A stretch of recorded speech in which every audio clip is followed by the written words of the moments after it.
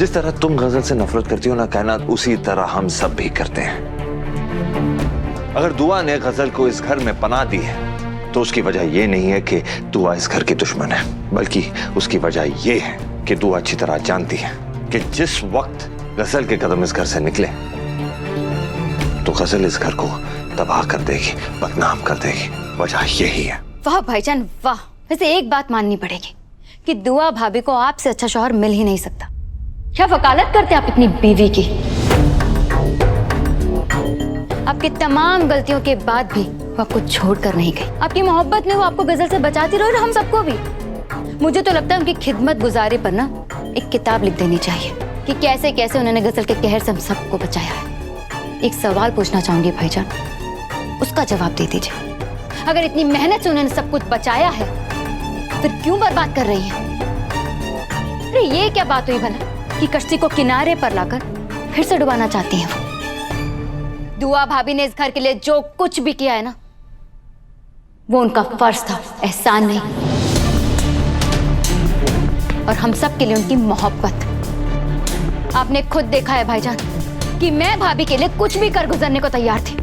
आपसे लड़ी अम्मी तक के खिलाफ हो गई मैं। देखा था ना आपने। लेकिन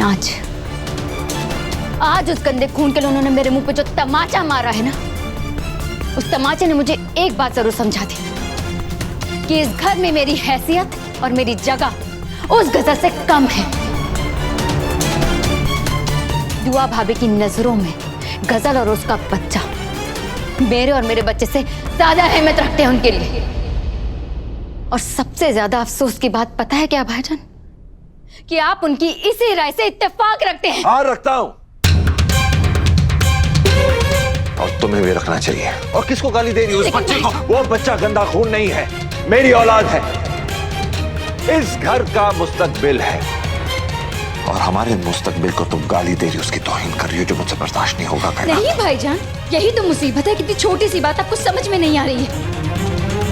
वो बच्चा इस घर का मुस्तकबिल नहीं, इस घर की सबसे बड़ी बर्बादी है। बर्बादी वो बच्चा नहीं है कायनात, बर्बादी तुम्हारी सोच है।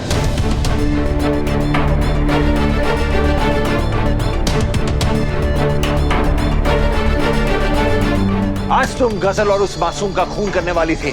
शुक्र मनाओ कि दुआ इन वक्त पे वहां पहुंच गई, वरना आज तुम यहां नहीं जेल की सलाखों के पीछे सड़ रही होती।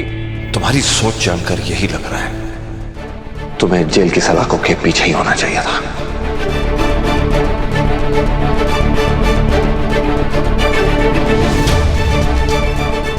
खैर, मैं तुम्हारी यहां बातें नहीं सुनने आया हूं, ना तुम्हें समझाने आया हूं, बल्कि ये फोन देने आया हूं। जो गजल का गला घोटते वक्त तुम वहां उसके कमरे में गिरा कर आ गई थी।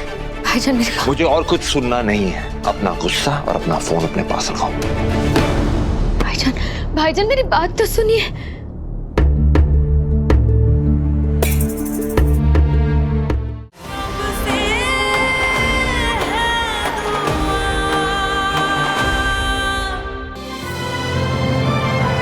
डाउनलोड कीजिए ZEE5 ऐप अभी और देखिए आपके पसंदीदा शोज कभी भी कहीं भी फ्री में।